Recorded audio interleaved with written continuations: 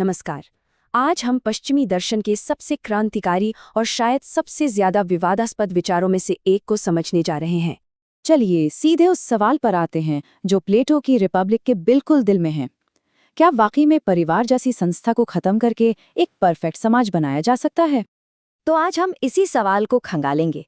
पहले प्लेटो का प्रस्ताव समझेंगे, फिर उसके इरादे और हकीकत को देखेंगे, उसके बाद उसके ही छात्र अरस्तु की जबरदस्त आलोचना पर नजर डालेंगे और फिर देखेंगे कि इस प्राचीन विचार का आज के साम्यवाद से क्या लेना देना है, और आखिर में एक अंतिम फैसले पर पहुंचेंगे। ठीक है, तो सबसे पहले हिस्से से शुरू करते हैं। देखते हैं कि निजी हितों से पूरी तरह मुक्त समाज बनाने के लिए प्लेटो का नजरिया आखिर था क्या। हाँ, तो यहाँ सबसे जरूरी बात पता है क्या है? ये जो सिस्टम था ये हर किसी के लिए नहीं था, बिल्कुल नहीं। ये एक बहुत ही खास और सख्त नियम था जो सिर्फ समाज के शासकों और सैनिकों के लिए था, जिन्हें प्लेटो गार्डियंस या संरक्षक कहता था। अब देखते हैं कि इस सिक्के के दो पहलू क्या थे।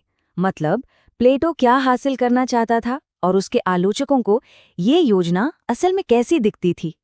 प्लेटो का तर्क था कि भाई कोई भी राज्य अपनी आधी आबादी यानी औरतों को नजरअंदाज करके तरक्की नहीं कर सकता। लेकिन इस लक्ष्य को पाने के लिए जो तरीका उन्होंने बताया उसे कई लोगों ने एक बहुत बड़ी, एक घातक भूल माना।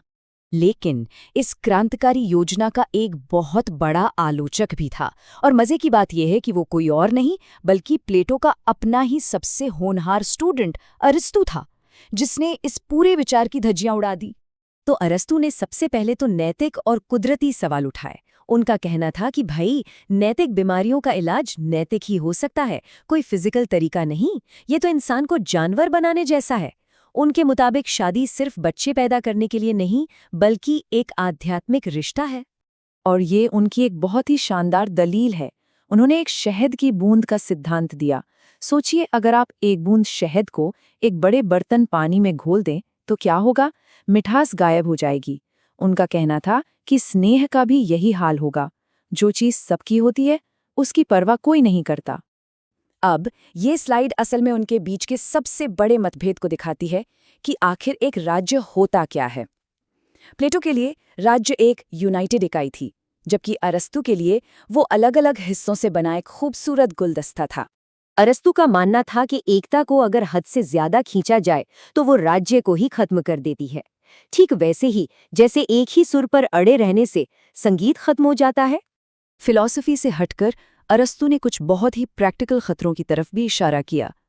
उन्होंने कहा कि इंसानों पर जानवरों की ब्रीडिंग का तर्क लगाना ही बेतुका है, और शक्ल सूरत मिलने की वजह से माता पिता की पहचान छिपाना नामुमकिन होगा, जिससे समाज में नैतिक अराजकता फैल जाएगी।